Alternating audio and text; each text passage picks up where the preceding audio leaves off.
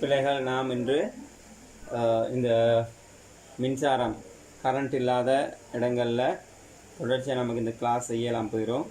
அதனால் நான் இன்றைக்கி உங்களுக்கு நம்ம படிக்க வேண்டிய பாடத்தில் உள்ள வீடியோவை அனுப்புகிறேன். இதை நீங்கள் பார்த்துக்கலாம், பார்த்து நோட்ஸை மார்க் பண்ணிக்கலாம்.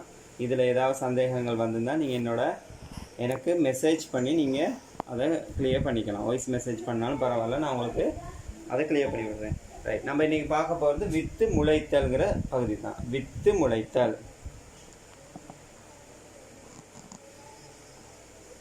Right, with முளைத்தல்.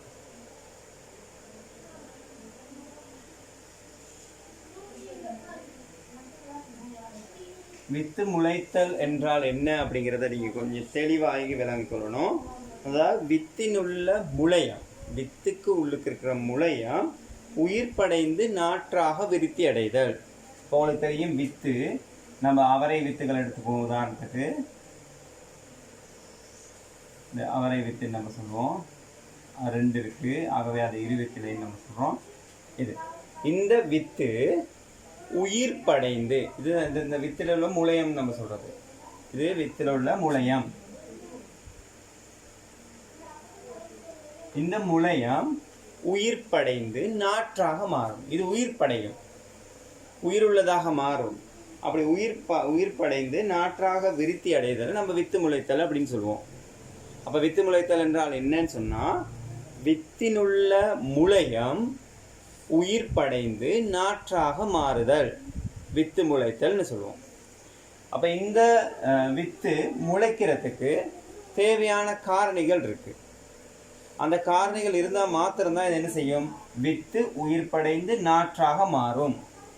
சிறிய சிறிய கன்றுகள், நாற்றுங்கிறது சிறிய சின்ன கன்றுகளாக மாறும். அவ்வாறு அதுக்கு அவசியமான காரணிகள், இந்த வித்து முளைக்கிறதுக்கு அவசியமான காரணிகளாக முதல்ல வித்தின் வாழ்த்தகவு நம்ம பார்க்கலாம். வித்தின் வாழ்த்தகவு. வாழ்த்தகவுன்னு சொல்ற பிள்ளைகள், வித்து உயிருள்ளதாக இருக்கணும். அப்போ இந்த சில வித்துக்கள் உயிருள்ளதா அல்லது உயிரற்றதான்னு பார்க்கறதுக்காக நீரில் போட்டு பார்ப்பாங்க. அவ்வாறு நீரில் போட்டு பார்க்குற நேரம் மிதக்கிற வித்துக்கள் உயிரற்றது. அப்போ அடியில் போகிற நீருக்கு அமுழ்கிற வித்துக்கள் உயிருள்ளதாக காணப்படும். அவ்வாறு காணப்படுற வித்துக்களை நம்ம சொல்லுவோம் வித்தின் வாழ்த்தகவு, அதாவது உயிருள்ள வித்து அப்படின்னு நம்ம சொல்லுவோம். அந்த வித்து, அப்போ வித்தின் முதல்ல வித்து முளைக்கிறதுக்கு இருக்க வேண்டியது வித்தின் வாழ்த்தகவு. ரெண்டாவது ஒட்சிசன். அப்ப வித்து முளைக்கிற